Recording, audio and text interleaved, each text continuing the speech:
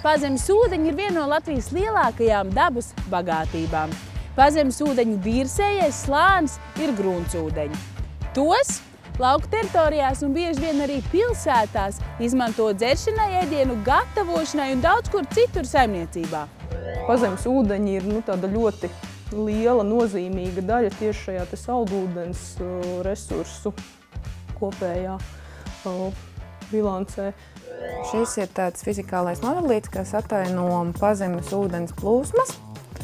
Un te var uzskatām redzēt, kā tas viss notiek. Nav pazemes upes vai kaut kas tam līdzīgs, bet ūdens plūst pa dažādiem materiāliem un atainoti dažādas smilts, rupjuma. Un uzskatām var redzēt, kā ūdens ātrums, plūsmas ātrumu šajos te materiālos. Lai nodrošinātu savu saimniecību ar labas kvalitātes dzeramo ūdeni, ūdeni nāks ņemt no akām, avotiem vai urbumiem, vai veikt savu dziļurbumu, kas nebūtu nav lēts un vienkāršs process. Lai ierīkotu dziļurbumu, pat pie privātmājām, nerunājot par lieliem būvdarbiem, tiek saukti eksperti, kuri tad šīs smalkās pazemes ūdeņu dzīves pētīja. Līdz šim pie mums nebija kopējas datu sistēmas, kuru būtu palīgs šajos darbos. Tāpēc, lai atvieglotu zinātnieciski pētnieciskos un praktiskos darbus, kuri saistīti tieši ar pazemes ūdeņiem, Latvijas Universitātes un Latvijas Lauksaimniecības Universitātes aptuveni 30 pētnieku grupa jau kopš 2009. gada veic Eiropas sociālā fonda finansētu pētījumu. Starpnozaru zinātnieku grupas un modeļu sistēmas izveide pazemes ūdeņu pētījumiem. Tas projekta galvenais karodziņš, vai tas, kas ir augšā un kam mēs sekojam, ir radīt hidroģeoloģisko modeli Baltijas artēriskam basēnam, kas karogs ir radīt šo modeli, kas ir matemātisks modelis, kas balstās uz esošo datu apstrādi.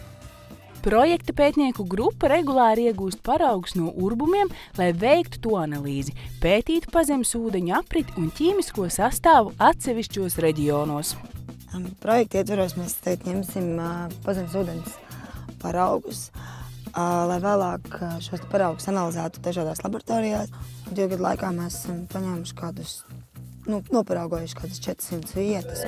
Pazemes ūdeņi atrodas zem tāda kā spiediena, tāpēc šos ūdeņus sauc par spiedienu ūdeņiem jeb artēziskajiem ūdeņiem. Un vai tu maz zināji, ka Latvija atrodas Baltijas artēziskā baseina centrālajā teritorijā?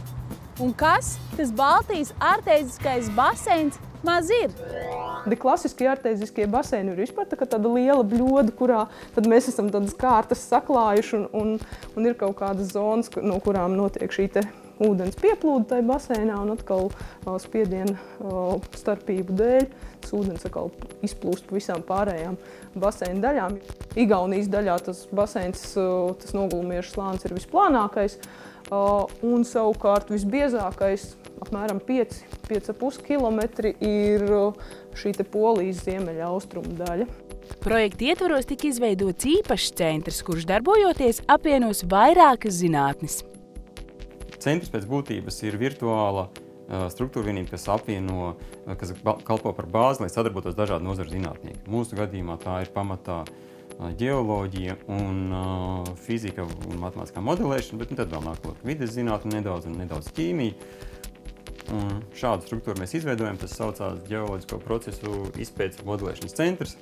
Projektā ļoti labi ir tas, ka tiešām tiek iesaistīti jauni cilvēki, zinātnieki, maģistranti, doktoranti, arī pamatstudiju studenti, kuri patiešo pēc lauku darba veikšanas uzreiz var savus pētījumus likt uz papīra un tālāk jau iespiest zinātniskos rakstus, uzstāties starptautiskajās konferencēs un parādīt sevi no vislabākās puses. Latvijas Lauksaimniecības Universitāte projektā tika piesaistīta kā reģionālā universitāte, kas ilgtermiņā piesaista jaunos zinātniekus un pētniekus.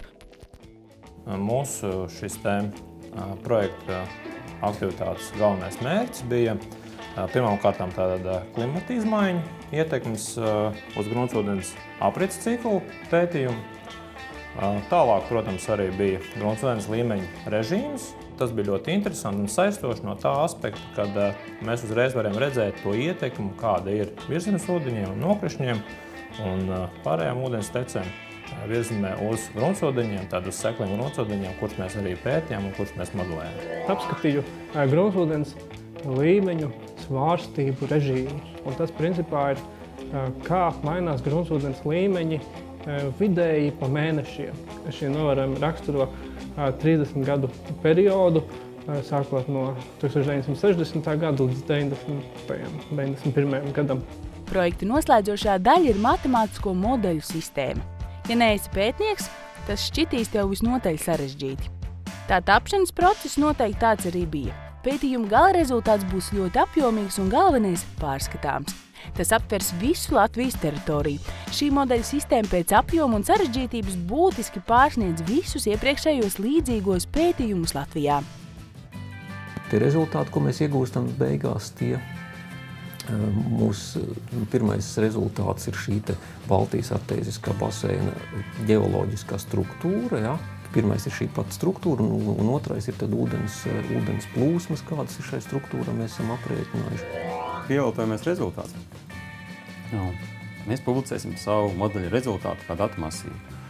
Un pie lieliem būvdarbiem mūsu reģionā viņiem ir svarīgs tas, kas notiek ar pazemes ūdeņiem. Cilvēki varētu uzzināt, kas tad atrodas īsti zem manas mājas, kur es dzīvoju, ja kāda ir šie nogulumi ieži tieši, ja kāda, vai viņi ir ūdensvadoši vai nav ūdensvadoši, kur tur atrodas kādas sprostas slāņi, ja tas ir tādā praktiskā ūdens ieguvē, vai tur var izveidot dziļurbumu. Dzīdrē dzeramais ūdentiņš, kur pērkam veiklā, arī ir iegūts no artēzisko ūdeņu urbumiem. Tāpēc ūdens ieguvējiem, urbumu veicējiem jauni radītais modelis būs liels atbalsts urbumu veikšanā.